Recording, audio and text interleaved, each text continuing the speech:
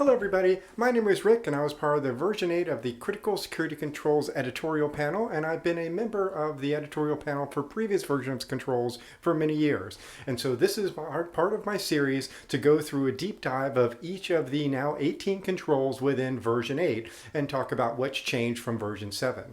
So this is the 6th in my series. I have links to versions to my videos from 1 through 5 in the description below, as well as a link to the CISsecurity.org site where you can download your own copy to follow along at home.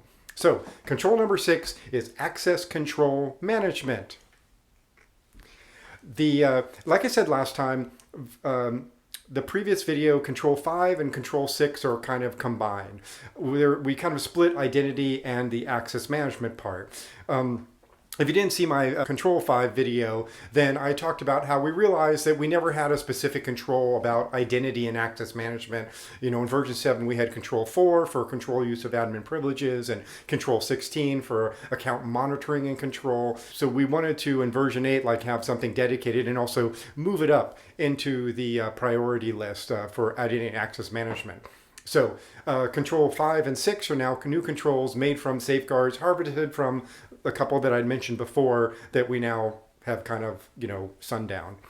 Originally wanted this to be one control, and I'd mentioned this in the previous video, but after we kind of looked at the first draft of it, splitting it up from an audit standpoint to identities and then the access management and control, which is what I'm going to go over today, seemed to make better sense, in the long run. So let's look at the controls. We will have version 8 over here and version 7 over here. And so remember, we named the subcontrols to be safeguards, and we reordered the subcontrols to be by implementation group, where you can see here sometimes like in Control 14 over here that 14.6 is an implementation to group 1, but it's way down here. So anyway, so we added 6.1. Establish an access granting process. And in version 7, we had a revoking process, but not specifically one for granting. And I guess we kind of figured that was more thing. But there's also, and when I get into the details, you'll see why having a process defined for how you provision accounts is just as important.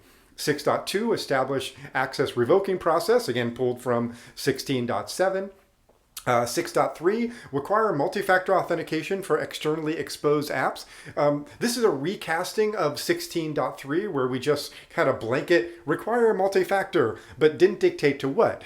So we break that out down now in 6.3 to 6.5. So 6.4, require multi-factor for remote network access.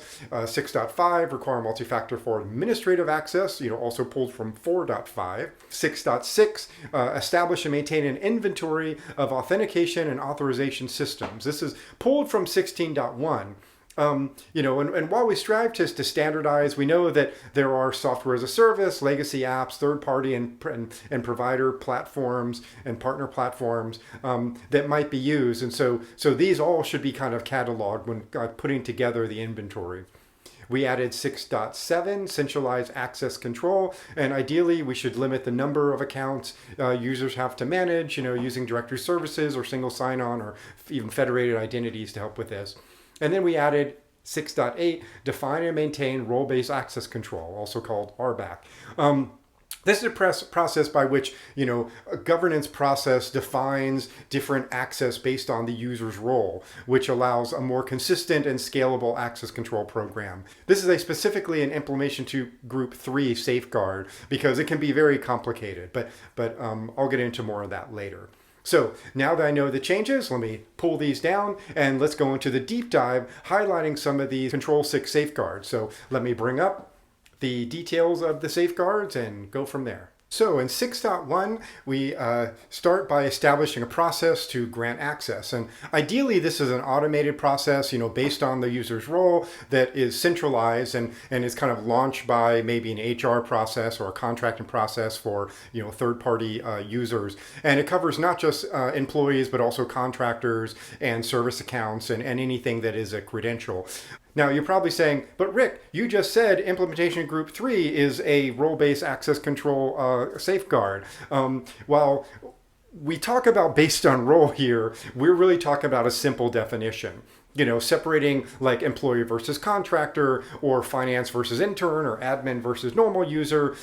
We will go into details about full RBAC in 6.8, but this is kind of just a very pared down version of it. So we're not saying in 6.1 you have to have role-based access control, where it's in 6.8 we say it's only implementation group 1, but I'll get to that. Okay, 6.2, we mirror the process as a bookend so that we revoke all access granted when you need to deprovision a user. Again, this should be an automated process that's launched by some HR or some contractual event to be able to deprovision everything.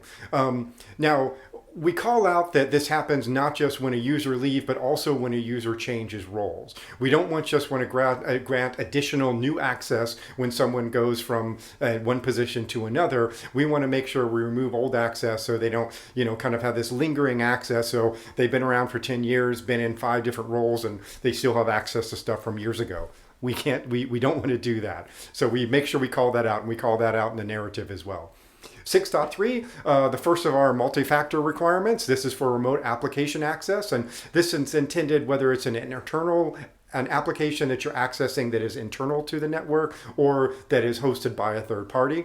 6.4, multi-factor for remote network access, such as with a VPN or system access in some way.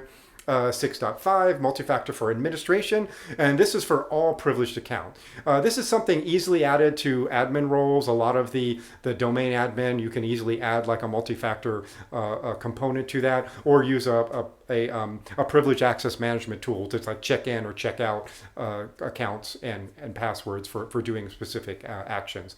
6.6 for the inventory, like I said, make sure you know all the sources of authentication mechanisms, the policies, the requirements for security, and include them in the granting and revoking process, because it might be for software as a service, or it might be even, access to the domain. So everything needs to be understood, what is access and what credentials are required and how to put the access in.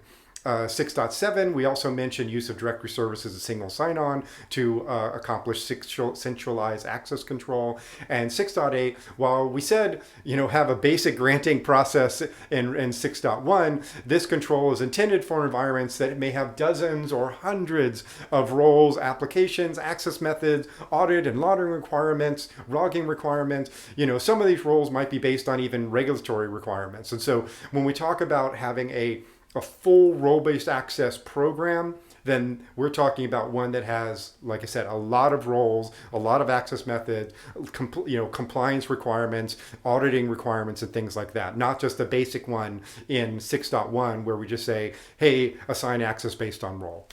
Okay, so let's bring that down and bring up page 1 and look at the upfront material. So within the narrative, we created a new overview, to create, assign, manage, and revoke access of credentials for all user types, including service accounts to assets and software.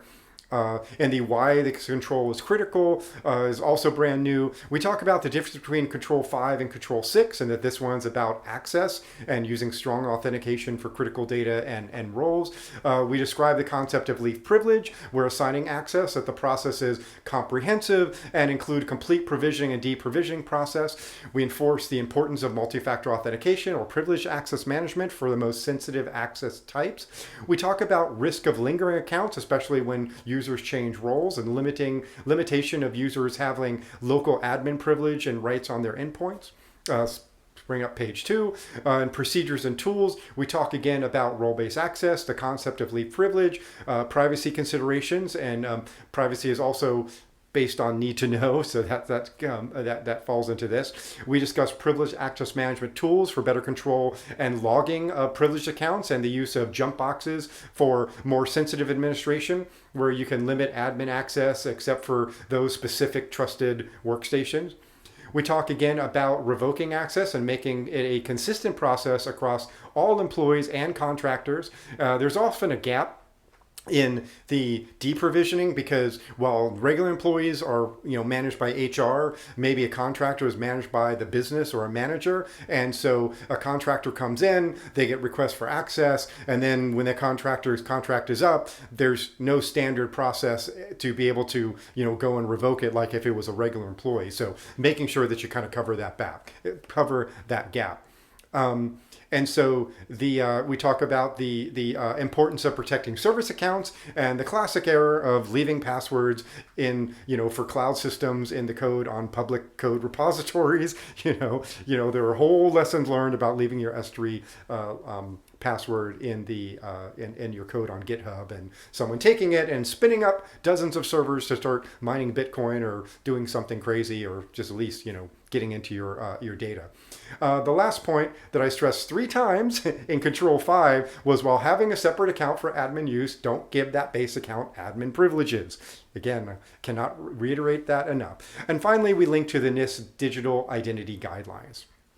So that is Control 6, Access Control Management. Hopefully this was helpful. If you haven't already, please go to cissecurity.org and download your own copy of the CIS Critical Security Controls. If you have any questions or comments, you can also go to cissecurity.org and go to our workbench, where you can sign up and you can contribute to the next version. As always, you feel free to leave me a comment, and don't forget to like and subscribe. Have a great day. Hello everybody. As I've said before, we don't have any pets to share, but we do have a lot of interesting artwork. This is a ceramic stick figure that is hanging on the wall, and we don't really have a name for him, but we sure do love him.